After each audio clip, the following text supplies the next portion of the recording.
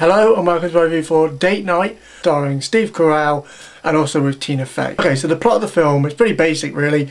You've got a couple, middle-aged couple, you know, in their late 30s, 40s, I'm not sure, who are kind of in a rut. They don't really know where they are in their relationship. It's all a bit boring and a bit, you know, just stale.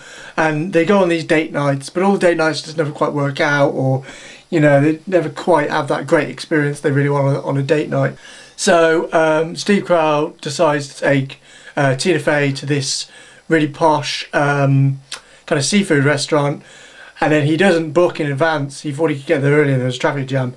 And then he gets there and then they were turned down, but they wait at the bar. They hear that a place has come up for the Triple Horns, which is another set of people, and they say that they're the Triple Horns to get the place, and then they end up, it's a kind of mistaken identity caper. Basically, where I quite enjoyed this film.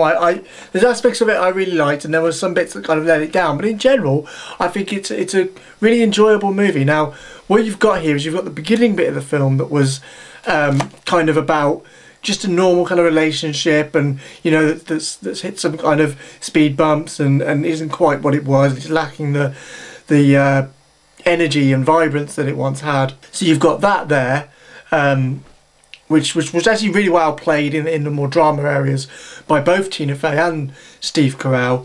And then you've suddenly got this caper thing, which isn't actually as bad as I thought it was going to be. There's two really bad things about this movie that I'll say, but in general they're more moments within something that I thought was going to be worse than it was.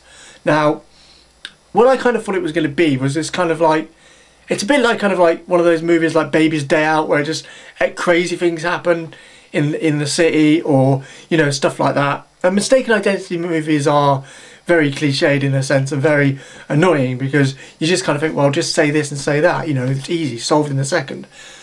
And what I do quite like is they did do that in a sense. They did say that they weren't the Triple Horns, but then, you know, they believed them and then they decided they didn't believe them. But also I think there's elements of it that was okay. Some of the action stuff was fine, and then it got a little too slapstick and kind of too much of the wacky comedy, with the bit where they had the boat on their heads and they bashed into the tree. Was a bit kind of like, oh, is this a kids movie or is this not? You know. And then a bit with the car, maybe. I like the bit where the two cars got connected, but I kind of thought it went on a bit too long. It would have been good if they kind of kept that a little shorter. It went on a little too long. But in general, actually, some of the chasing stuff was quite good, and I liked the stuff where it slowed down, the stuff in between, the characters that element introduced were quite good. One other element I didn't like, I'll just say now, was they do this joke where they sit down and it's like a joke between them, and they look at people and then they try and guess what they're thinking or saying. And it just kind of got a bit, ugh, you know, they did it quite a few times, it just got a bit tiresome. But in general, like I say, though the more wacky elements of the identity stuff I didn't like, it did introduce characters that I did like. You really get some great characters here. You get great performances. You got Mark Wahlberg, and I think it's my favourite performance of his since Departed. Definitely, I'm on and off with Mark Wahlberg, but that's definitely my favourite of his since The Departed.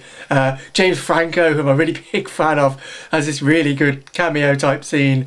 There's one scene with Mila Kunis, who I'm also a really big fan of, and they have a really good relationship going and dynamic. It was really funny. Also, you got Taraji P. Henson playing a cop. She's really good in the film. It's kind of a cliched role, but it's always a delight to see her in a film. Ray Liotta turns up.